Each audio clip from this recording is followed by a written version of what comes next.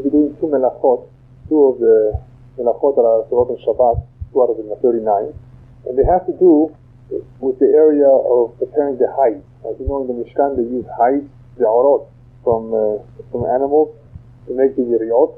And part of the process involves tzad. Tzad means to trap or to hunt an animal. In order to remove its skin, obviously, before you do that, you have to hunt it, then you have to do shechita. So we'll be covering tzad and we'll be covering shechita.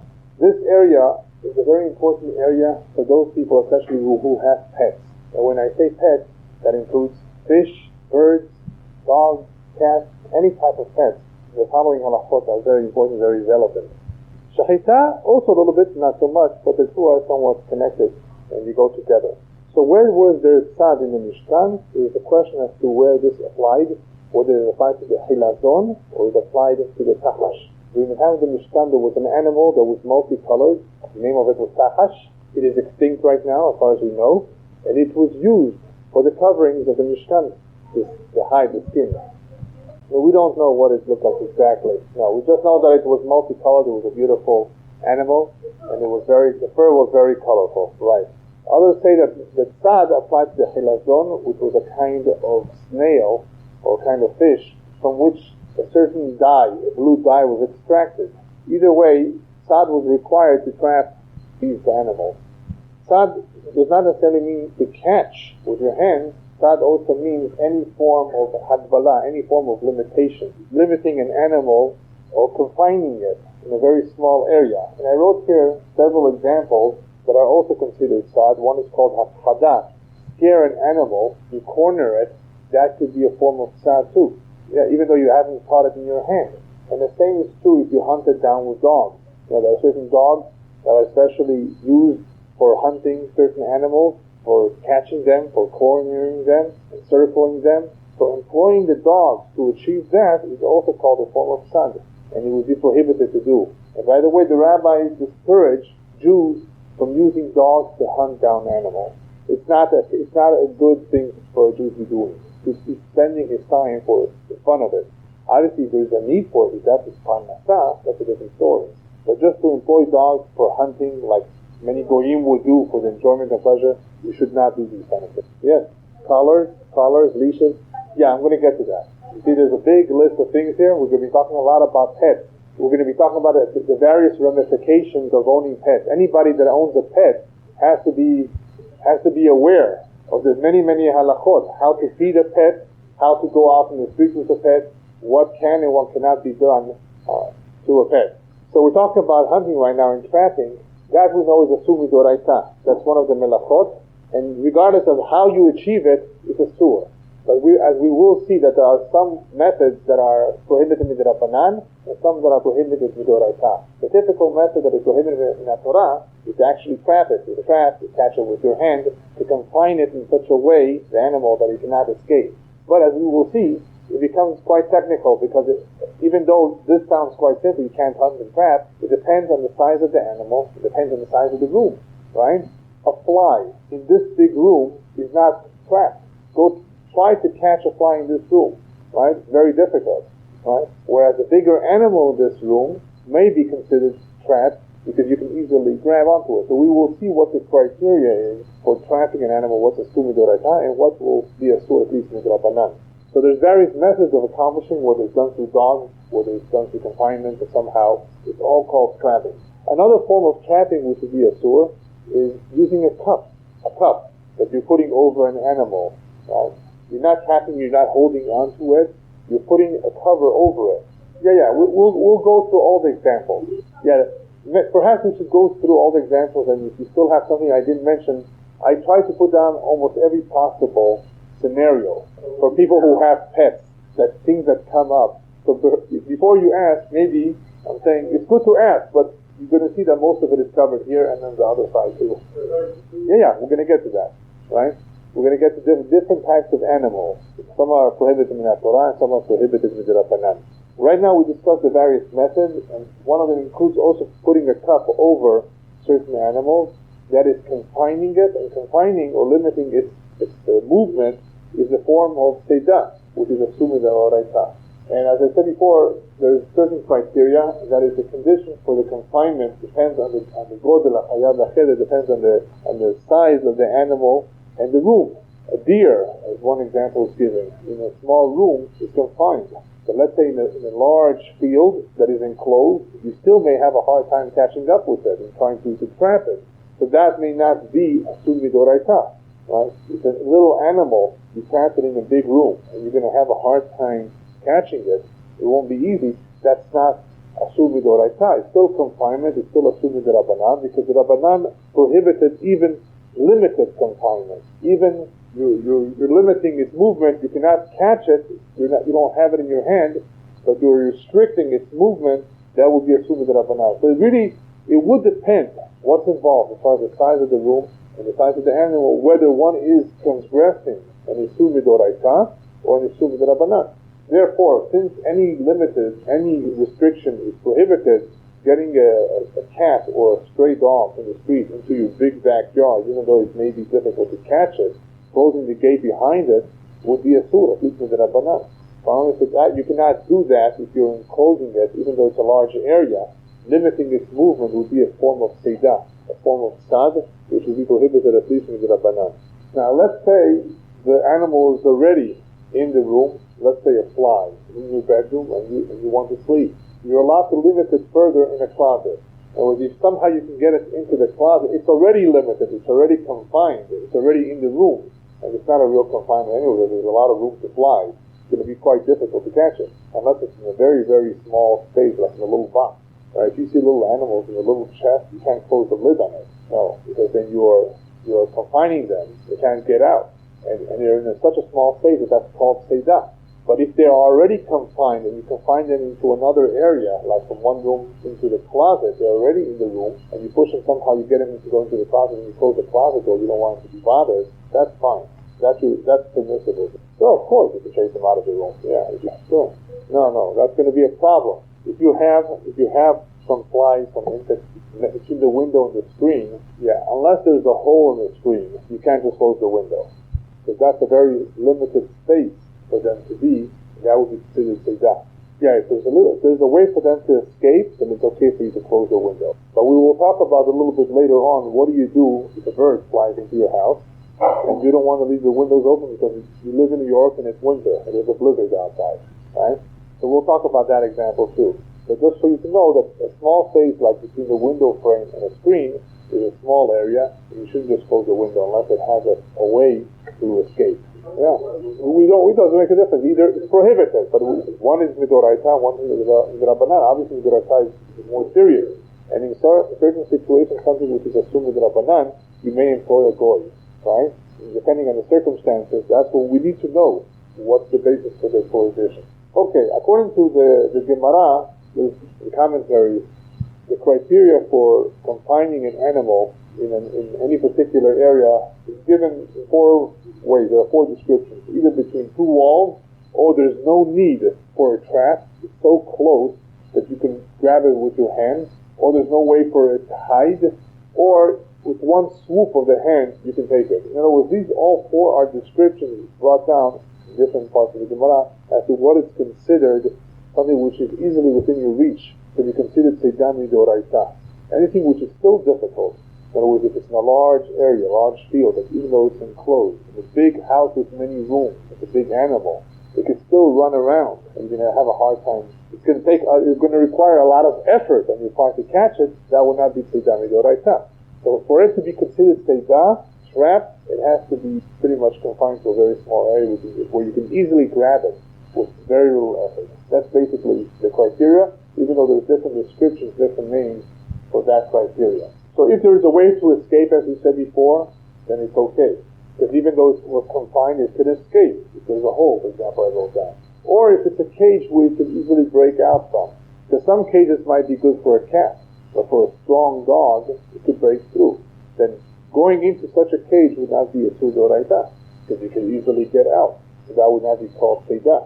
What difference does this make? I mean, sometimes you may need to confine something for the benefit of the animal, or because you temporarily need to do it. An animal may have rabies, right? So you have to be aware of what can be done, what cannot be done, depending on the circumstances, depending just what's involved. When should you ask them for going to get involved, to help out? When should you just not do anything? So if it's not in a cage or in an area where it will confine it, in other words, there's a hole, there's a way for it to escape, that's not called tzeidah. That may be permissible depending on what you're doing. Yes, we'll talk about that. That's already there's a problem of muktzah, is touching animals on Shabbat. Right. To encourage it to leave, yes. To encourage it to leave. It all depends what it is. So we're going to learn about that. We're going to learn about the differences between scorpions, snakes, cockroaches, ants, spiders, mice. There's different halachot and how to deal with them. Okay, so that's on the other side. On that side. No, actually, there's on the other side too. Yeah. Right, these are all descriptions of what it means to be confined, where it's hard for it to get away. So even though it's temporarily confined, it can be a form of tzeidah. Yes, we're going to talk about that too. I wrote that too. That's also listed. Traps, how to deal with traps, how to set up traps, when you can and when you cannot. So we're going to talk about that too. Alright? Now what happens if you have a hayat kina? In other words, an animal which is slow moving, and you can easily catch it only because it's old and sick and feeble, right? Then what? It's a sumid rabbanan. In other words, it's not a sumid oraita, because it in itself makes it easy for you to catch. It's still a sumid rabbanan to grab it. The only one that there's no prohibition, moving away, somehow covering it up, is, I wrote it down here, remahim. What that means is crawling creatures that crawl very, very slowly. Since by their nature they're very slow to crawl, then there's no tzeidah involved in there. Right? There's no problem whatsoever. By the sheer, there's a question about ants. There's different kinds of ants, for example. With an ant, there's no tzeidah here involved. There's no tzeidah with ants because by their nature they're slow moving, unless they're the red faster. That may be questionable, but they require no effort whatsoever. Nothing needs to be done. By their nature, they're so slow moving that tzeidah doesn't really apply to them. Right. In other words, there's no effort needed to catch them. So tzeidah does not even apply to them. So that would be the only example, perhaps, of something that would not be a surah. But, it depends, why would you want to do it? Perhaps it's a whole column. So you can't spray, you can't kill, as we will see later. So what do? You can ask the goy perhaps to move them. You can't touch them. But tzeidah does not apply to you. Okay.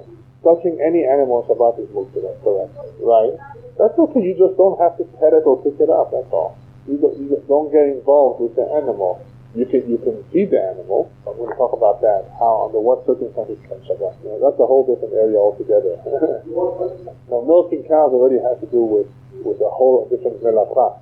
Yeah. The main problem with muktzah, remember, is not just touching, it's moving, it's sticking something out. That's the real prohibition.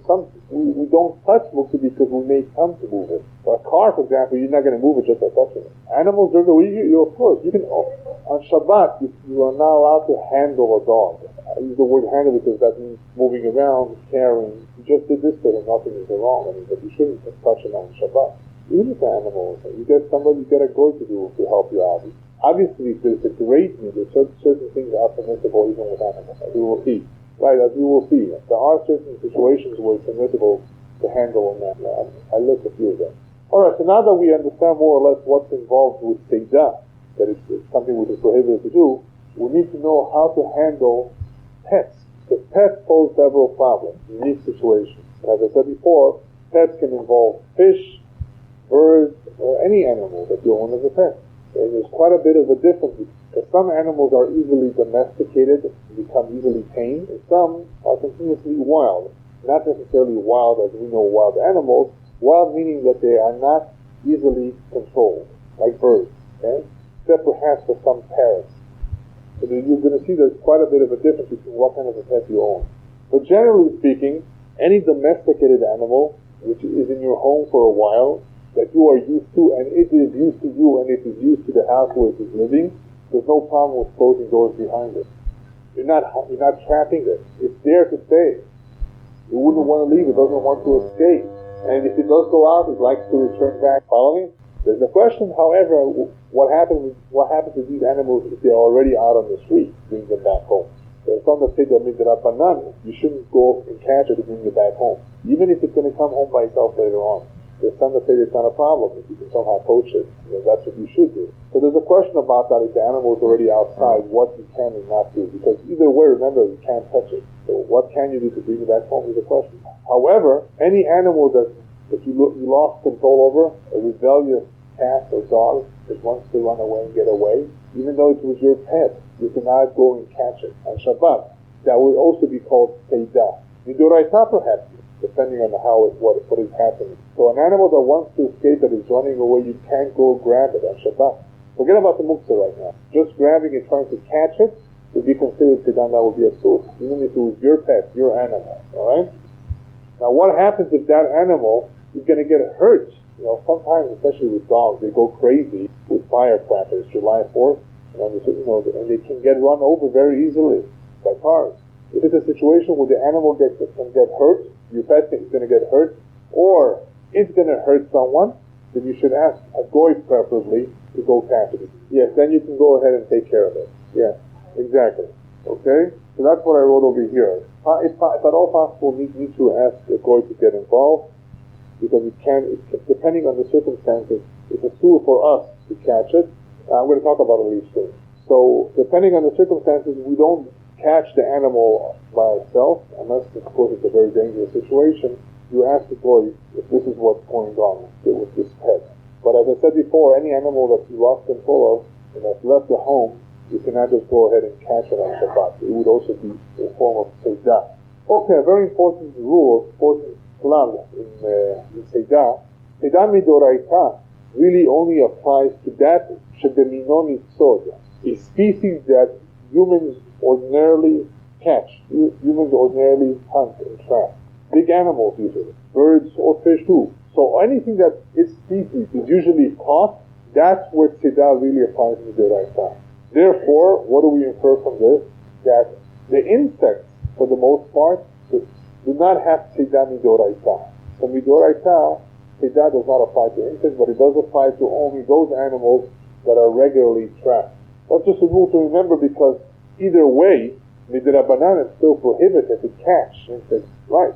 But to be able to distinguish between the two, one needs to know whether something is hunted, if that is caught regularly, or not. If it's a su midoraita or a su midrabanan.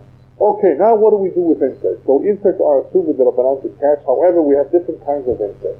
As you're going to see, one of the biggest troublemakers are bees. Yeah, bees. Yeah. So what do we do with insects? Okay, let's divide insects into three. Those that are troublemakers, that cause us trouble because they sting. They're pests, right? They're not just flies, right? Anything that's like a fly that doesn't cause any major problem, you can't do anything about it. You can drive it away. You can't trap it. You can't kill it, right? So we're going to talk about the ones that cause trouble. They can cause allergic reaction. They sting you.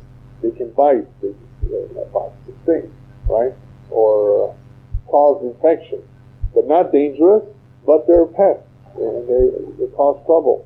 Now, obviously, if somebody is going to get an allergic reaction from something, and it could be dangerous, then you treat it as a killer. In other words, you can even kill it. But we're not talking about that. We're talking about just those that can cause a sting and can just give you a hard time. Yeah, wasps and the like. Now, wasps, depending if it's a child or an adult. If it's a child, you deal with it one way, yeah, because it could be very dangerous, right? If it's an adult, it's not as a problem. So what do you do? Okay, so I divided it over here, for those of you who could read it. But the basic ones that sting, the only thing you can do, that's all they do, is trap them. You could trap them, you could somehow enclose them with something to avoid their problem, to avoid their sting. The reason you can do that is not because they give you trouble, is because, as we said before, these things are usually not hunted. So there's no isu midoraita. They are posing a problem, major problem, of stinging. So you can trap them with some sort of keli or whatever you can. You can't kill them. So that we need to remember. You cannot kill insects whether you're spraying them or whether you're stepping on them. That you can never do. You cannot spray directly. If you want to spray around you, to spray your own skin, that's okay. So they don't come to you, that's fine, right? Yeah, you want to, some say even you can spray around your door if you don't want it to enter through the door. You cannot spray directly on it because you cannot kill them. So those that are cause of problems, they sting, you can trap them somehow to avoid their problem. But what do we do with bees? The reason why bees are in a class of their own is because some say bees are hunted. Bees are trapped because they make honey. But we don't follow that opinion. We don't hold that bees are special because they make honey. But they're not really trapped. In the honeycomb, they have to have some degree of freedom. They can't be completely trapped. Where does this come up? The problem of bees comes up very, very much in the East Coast on the holiday of Sukkot. On the holiday of Sukkot, a lot of people, especially in Baltimore, I heard, and other major communities coast, have tremendous problems with bees and wasps coming into the sukkah. Especially the sukkah is filled with sweets and honey, right? It's a feast for them. Now what do? You can't kill them. It's difficult to trap them. Or can you trap them, right? So what do? Obviously, if you can get a goy to help you out, fine. Now the problem with bees is bees can very easily become irritated and agitated. They sting by very little provocation. Usually they don't bother you if you don't provoke them. The problem is any small provocation will get you stung. So what do you do to avoid being stung? One idea that I saw, one suggestion brought down, is that put a whole bunch of honey and food outside of the sukkah. Let them be preoccupied with the food out of the sukkah. See? That's one way around the problem. If you have no way, then of course you may be able to trap them somehow, but when you finish the meal, please let them go. The reason for that is because you don't want to suffocate them either. Remember, you can't kill them. So enclosing them in something that will suffocate them is a food. So temporarily, if you have no choice and you're dealing with stinging insects that cause problems, you can trap them, okay? The ones that you can kill are those that are dangerous. Scorpions, snakes, only the dangerous spiders, the venomous spiders, like the brown, black widow, the brown spiders. However, with the dangerous animals, there's two types. There's those that come after you, and those that don't come after you. Those that kill you, you don't have to wait for them to come to you. If you see something at a distance that can kill you, like a poisonous snake, you can go ahead and kill it before it gets to you. You don't have to wait for it. Is it going to chase me or not? It's permissible to eliminate it on Shabbat. Those that don't kill, but have some venom, right, that going to cause you some problem, you can only kill them if they come after you. If you see some spider over there, right, it's not coming after you, can't just go ahead and step on it. You can't just kill an insect on Shabbat. No, we're talking about if you recognize it. You recognize this is a venomous snake. If you don't recognize it, you can ask the goy to eliminate it, to remove it. But if it's a fake, you're in doubt. You can move away, depending where you are. In your home, obviously you see a snake, you're not going to ask if you have poison or not, right? Because it's a fake. You can eliminate it, trap it, or do something to remove the danger from your house, right? But if it's not an immediate danger, but it is a bad insect, it's not coming after you, you can't kill it. What? Yeah, of course, that you can always do. You can always encourage these little things to do. Alright, now, what do we do if we have a major infestation? Major infestation coming up. Termites, especially this season right now. Bees all around the house. You're going to have a miserable Shabbat, and you can't just start spraying them, right? You said you can't kill them. What do? You set up traps before Shabbat. You're not allowed to set a trap on Shabbat. Because just like you cannot actually catch or hunt an animal, you cannot set up traps on Shabbat. Whether that will happen 2-3 hours later makes no difference. Even though you're not trapping it and catching it at the moment, setting up the trap, the malkodet, on Shabbat is a surah. That is also tzada. But putting it before Shabbat, any form of malkodet, any form of trap before Shabbat for the insects, whether they will stick to it. You know how there's some traps that they stick to it? There's other traps that they enter and they can't get out. They get the bait. Whichever trap you want to use, if you set it up before Shabbat, it's perfectly fine. And that's what you should do if you have a major problem. And there are different kinds of traps for different kinds of pests, whether it's rats and mice. Setting up those traps that will catch the mouse or the rat is permissible if it's done before Shabbat. Makes no difference. Right? You're doing this before Shabbat. So you cannot set up any traps whatsoever on Shabbat. You can't do this before Shabbat. Midoraita, say that applies to animals that are ordinarily captured, but Midorabanan, it applies to even those that are not, like insects. It's before Shabbat. You can set up something before Shabbat. You're not doing anything on Shabbat. It's happening by itself. Right. Yes. They go into Shabbat, and it's already Shabbat. Right. Once it's already Shabbat, you're very limited to what you can do, depending on what type of insect is involved, what kind of an animal it is. Yeah, you can't kill, regardless of which one it is. You can't trap most of them, unless it's the ones that will sting you. Then you can at least trap them. And if you're having a major problem, you can ask the goy to somehow help you out. There's not too much that he may be able to do either, right? But at least to spray around the house that it shouldn't come in, right? If you have, for example, a garbage can that is being, so you can remove it outside, take it outside. That you may be able to do. So a goy can help to perhaps prevent it from further coming into your house, but that's pretty much it. Another thing you can do is move. Move out of the house. You don't want to do that. So depending on what's involved, you may either have to move them out somehow, encourage them to leave, or if it's an insect that gives you a lot of trouble, and if it's not that many, you may be able to put something on top of it. You just have to be careful that you don't kill them, that's all. Okay, next one is, we spoke about that every animal is muktzah, that you cannot carry, you cannot touch. Alright? Yeah, right. Yeah, you can't touch it. Yeah. If it's yours, it's something else. Yeah. You shouldn't get involved, no. Not really. Depending on what's exactly, on what's happening. There could be some situations where you can ask the goy, for example, to help out. You can't touch it, it's muktzah, unless it poses a problem. Now, there is something called tsar balei chayim, that we are concerned for the pain of other animals. And if what you're going to do is going to be very, very minute, it's going to be an isur derabanan, not necessarily isur deraita, it may be permissible, yes, in certain situations. So you can't just do anything to save this animal. So, yeah, there could be certain things that you can do, but it's not a really serious. That's right. And we're going to talk about that next. Yeah. Right. You get a goy to remove it. That's sure. Unless it's causing a big problem.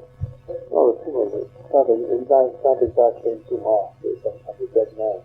Alright, before we go on to what to be aware of when you have pets, including feeding them, just want to remind you that there is a ruling by the rabbis that a Jew should not raise a wild dog. In other words, you should not have as a pet a bad dog, like a pit bull, unless it's chained at all times. Another perhaps situation where you're allowed to have even a bad dog is if you live amongst goyim, and you need to have this animal for protection of some sort. But even so, if you have such a dog, you should have it chained down all the time. And we've heard already many stories of what wild dogs, bad dogs, are capable of doing, how much harm they can do. So the Chachamim discourage us from having wild dogs. If you look around, by the way, very few religious people have dogs or cats. You know why? They have so many other dagot and worries with their children that they don't have time to take care of something else. That's just another worry, another problem, another concern. Who needs that for? So they usually take goldfish or birds, which are more easily taken care of. Doesn't mean it's a sur. The only one that's a sur is a bad kelev rat. Another animal that is prohibited to raise is the pig. Okay? And there's a whole reason behind it. There's a whole story of why the Hachamim said that a Jew should not raise pigs. There's other animals that also cause trouble, but for the most part, we don't encounter those situations. I'm not going to get into that. Yes, right. But then it's a sweet animal, right? It can be. Yeah, I'm talking about one that is known to be ferocious and that may cause harm. It makes no difference. The fact is, if this animal is a ferocious wild dog, no. If this is a bad dog that can cause harm to people, one should not have it as a pet in his home unless it's chained down at the whole time. Yeah, it's a sur. It became a sur. No, it became, right, obviously, the halacha is that you cannot do business with any non-kosher animal unless it's an animal that is not consumed. You can do business with horses. You can sell horses. Unless perhaps if you live in France, you can eat horses. Any animal that will be eaten, any animals that are eaten, you cannot do business with them. You cannot do business with shrimp, right? Or with dogs and cats if you live in Koreatown, right? Just an example. We don't do business with animals that are not kosher. Okay, now, we have a problem with an animal Remember I said before, some animals, even though they're your pets, they're not under your complete control. There's two situations where an animal is not under your complete control. One is that you just recently bought it, and another one is a bird, unless it's a parrot or something. What happens is that there's a big problem. If an animal is not yet your pet in every sense, and it would easily run out, when you leave the house, you can't close the door behind it. It can pose a problem. If you just recently bought an animal, you leave the house, and you close the door behind it, it is a form, in a sense, according to some opinions at least, of trapping it, even though it's already in your house. But it wants to leave. If it can, it would leave. So you have to be careful to only close the door, according to some opinions, when the animal is not around, or is sleeping. Or some say if you block the door somehow before you close it. I'm just letting you know that this can be a problem. It's a recently bought pet, closing doors behind it on Shabbat. Just letting you know. The one that I want to talk a little bit more about is the bird. A bird, if you open up the cage, it might fly out. And some birds are very freedom-loving, and sparrows are known to be that. It's called dror. That's why it's called dror. It likes freedom. It doesn't want to be confined. And what happens is, if these birds are outside, you can't put them into their cage. This is a big question for farmers who have chickens that may not easily go into their coop. Some may, some may not, depending on the farmer's situation. If they easily go in, it's okay. Otherwise, you can't just move them into their chicken coop. Yes, if there's a need for it. So that would be called seidah. They would not go on their own. So, what if the bird is already in the cage? When is there a problem? There's a problem if you want to feed it. You can't easily open up the cage, the door, and feed it, because if you open it and you're going to close it, you're doing seidah. So the only way to feed a bird on Shabbat, that's your bird, is by throwing feed through the cage and not opening the door of the cage. Because if it's a bird that would fly out and may not easily return, if you open that cage door, then you close it, it can be considered seidah. So that's the problem with birds or with any animal that is not under its full control. Where if you would be capable, it would leave, then whatever you're doing, put it back to its place or cage, would be called seidah. That you have to be aware of if you have birds. Alright, what do you do if a bird entered your house? And the house is a big place, so you can close the window, but we don't close our window because we want to encourage the bird to fly out. Because remember, closing the window may be a seidah depending on how large the room is. So if it's a big house, and it's a cold night, or you don't want any burglars to come in, it's okay for you to close the window, even though the bird is inside. Because ordinarily you can't just close the door behind it. Because remember, closing the door behind a bird, confining it, is at least a summa de rabbanan. But if it's a big house, meaning that it's going to be hard for you to catch it, and especially if it's cold, you want the window or door closed, it's permissible in those situations. You have to first try to get it out. If you can't, and it's late at night and it's cold, close the door. Alright, now let's talk about feeding our pets. You have pets. Are you allowed to feed your pets? Remember, you can't touch your pets, even if it's your pet, your animal, muktzah. But you're allowed to feed them. Not only are you allowed to, it's a mitzvah to feed them. Not only is it a mitzvah to feed them, you don't eat before they eat. You're not allowed to eat in the morning before you feed your animal. They come first. You're allowed to drink, but you cannot eat before you feed the animal. Every day, anyway. Unless they already have their food. Sometimes the food lasts them for several days. If they are waiting for it, they come first. Now, that is only true with your animals. The halakha says you cannot feed stray animals. If that animal is lo mutal alecha, it is not yours, it does not belong to you, then nefker, it's asur for you to feed it on Shabbat. So if an animal comes that's not yours, comes to your door, or you see it outside in the street, in a place where you can carry food, if there's an eruv, you can't feed an animal that is not yours. Those people who put out bread for the birds on Shabbat Shirah, they're not doing the right thing. No, not on Shabbat. You can't. They're not yours. Now, there's no Isur Doraita. It's an Isur Midrabanan because it's a firha yetera. You are investing too much effort on Shabbat for something that is not your responsibility. So on Shabbat, it's not permissible to feed other animals that are not in your possession, that are not yours, do not belong to you. There's only one exception. There's only one animal in the world that you're allowed to feed even if it doesn't belong to you. Anybody know who? Which animal? It's not a raccoon. It's not a squirrel. It's definitely not it's definitely not an alligator if you live in Florida. It's a dog. A stray dog you're allowed to feed. A Torah chasa. The Torah was very compassionate for dogs. No, that's something else. First of all, because they have a hard time finding food, and because they get rewarded. There's a little bit of a mitzvah for the little bit of a favor that they did for us in Egypt. That's the only exception. Yeah, but there's a little bit of a mitzvah to feed because that animal really has a hard time finding food. He's very dependent, yeah. So the dog would be the only animal that you're allowed to feed even though it's not yours. If it comes by, somehow you can get the food to it, it's permissible. But any other animal, it's not permissible to give it food. So fish, if you own fish, it's permissible, of course, to feed them. What you should not do is, however, change the water in the pond and the aquarium. That's already too much avodah. You can add a little bit of fresh water if you want, but you cannot change the water in the pond. That's kirhayitera. The only thing you can do for your animals is feed them. But to do more than that, you have to be careful because the Torah does not want, rabbis did not want a Jew to get overly involved in Shabbat with work that does not pertain to Shabbat, and that would require a lot of effort in him. And where's the menucha of Shabbat? Where's the spirit of Shabbat? The rest. So even though it's not a sumudorata, there's no melacha involved. All I'm doing is changing the water. That does not belong to Shabbat. Do that on Sunday, right? But to feed is permissible as long as it's your animal. Okay, leashes.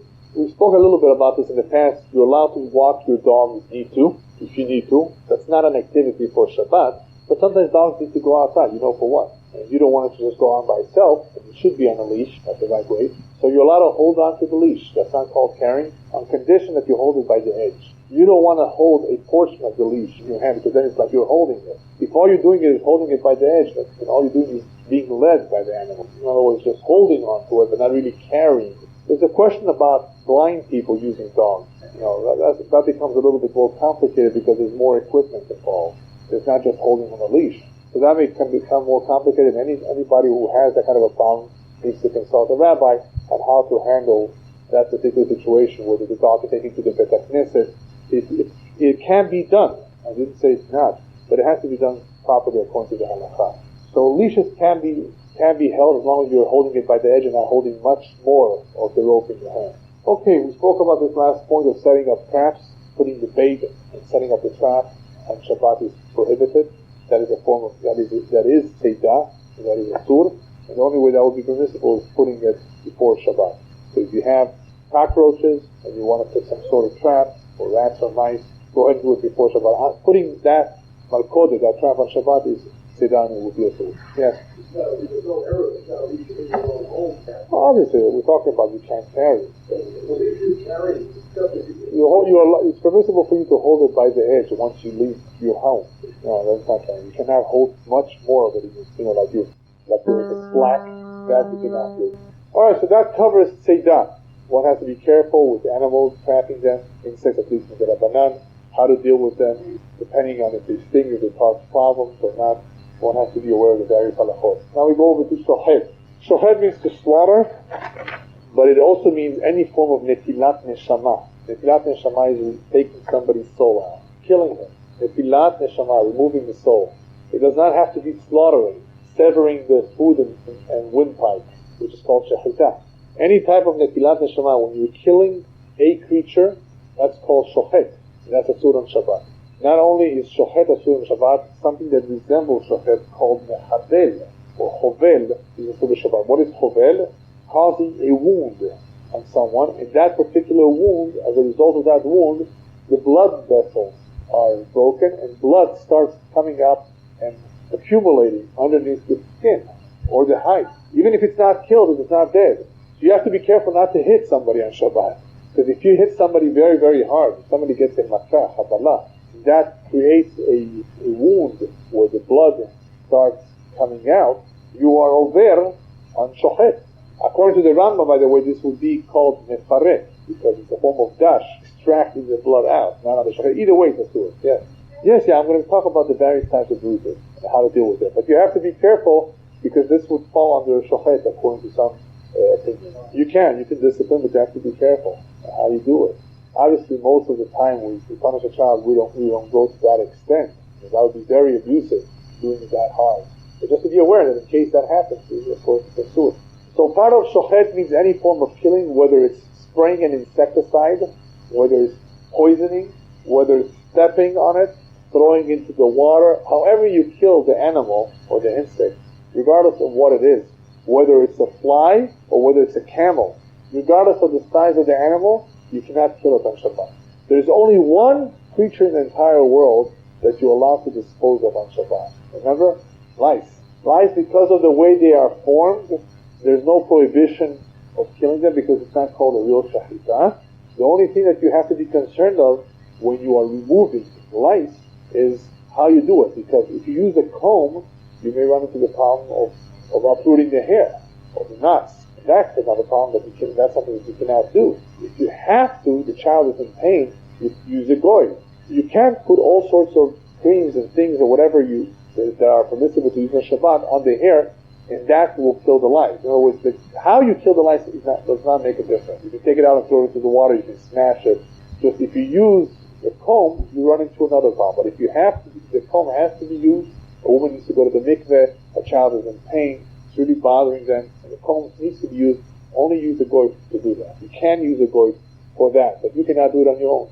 Those combs are very, very dense, and they will tear the hair off their head.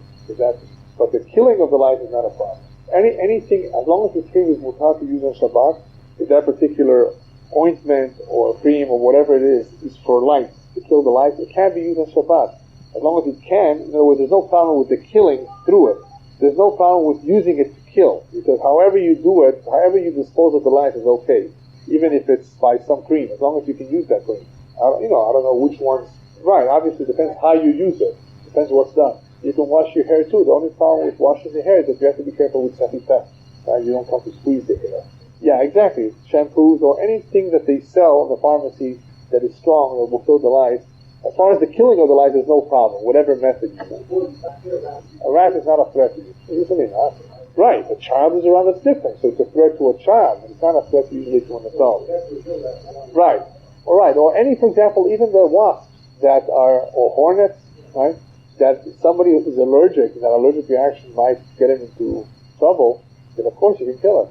Yeah, because to that individual, whether it's a child or an adult, but if he's allergic, it's going to cause a major problem. And of course you can do that. But ordinarily, depending on what animal it is, if it's an animal that has rabies, you can trap, you can remove it, it's dangerous. Any animal that's dangerous, you can take care of. For example, your pet that ran away. You said you can't go catch it. But it's going to get hurt, it's going to hurt others. Of course you can go ahead. But in that case, we try to ask the glory first, right? Because depending on the circumstances, there's certain things you can do, certain things you can't do, right? So, some things are assuming the Rabbanan, you may be able to do it in a certain situation. Because it's assuming the Raita, you may not be able to do it. So sometimes we can use a goy and sometimes not. There are some worms that sometimes are formed in dead animals or in food and fruit. That's also assuming the Rabbanan to kill those worms. Just throw away the fruit or remove that animal, whatever that has.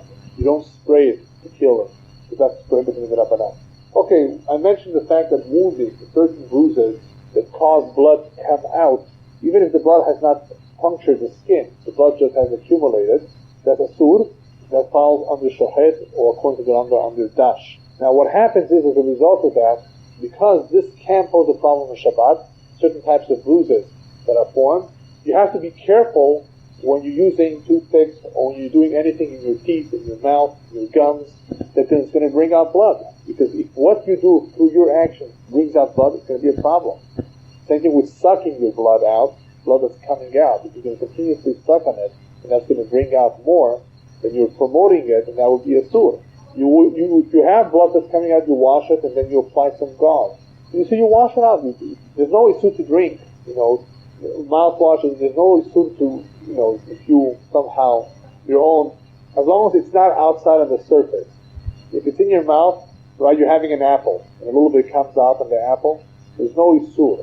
This is not real blood. But on Shabbat, you have to be concerned about not the drinking of it or the eating it, but the bringing it out. So anything that you may do that may promote that is a sur. For example, let's say you have a loose tooth. You can't pull it out. Even though you're not doing any melacha, by pulling the loose tooth, it's already loose. But if by pulling it you may have some blood come out, then you can't do it. That's why we don't move the loose teeth on Shabbat, only because of that. Then you ask your goy to do it. Yeah. Unless they're in pain, of course, you try to get a goy to do it. If there is none, of course, you're careful. And then same thing applies to aftarat kots. If there's a splinter, you're allowed to remove a splinter on Shabbat, but you have to be careful that you don't puncture yourself more. there's no way other than puncturing yourself a little bit, and you're in extreme pain, then you're allowed to do it. You can remove it, if you're in extreme pain. But you have to be very careful that you don't cause more blood to come out. So if you can't do it, just leave it, unless you're in extreme pain. If you're in extreme pain, then you can remove it, even though a little blood is going to come out. Right. You have to be careful not to brush too hard. Right. That's okay. That's not a problem. The point is that anything that will do something to your skin, that will bring for sure blood out, you have to be very careful on Shabbat. The last item is something that we've mentioned also in the past about washing lettuce. As you know, certain kinds of lettuce can have tolaim, can have certain bugs. If you know and you see the bugs, then you can't wash it underneath the faucet and kill the bug. No. If you don't know if it has bugs, you just want to wash it, that should be okay. Preferably, these things should be done before Shabbat, only because certain things may have bugs. But if you see the bugs, remember we said before, you can't just kill bugs. So even though all you're doing is trying to remove it, but if by removing it it's going to go down the drain, you can't do it. You follow me? So if you see the bugs on the lettuce, of course you can't eat it, and you have to somehow remove it. You can't. The little ones are very hard to remove without a stream of water, and it's going to be difficult on Shabbat to remove it. The best thing to do is just to remove that leaf. Not to use that leaf, it's just on one leaf. So if you see it, you can't wash it off. That washing off is going to kill the bug. You just eat the portions that you can eat, and leave, in other words, and leave the portion that is no good. You don't want to be borer the bad from the good. You want to take the good from the bad, right? Yeah. Well, if you have to flush the toilet anyway, whatever happens, happens. You don't intend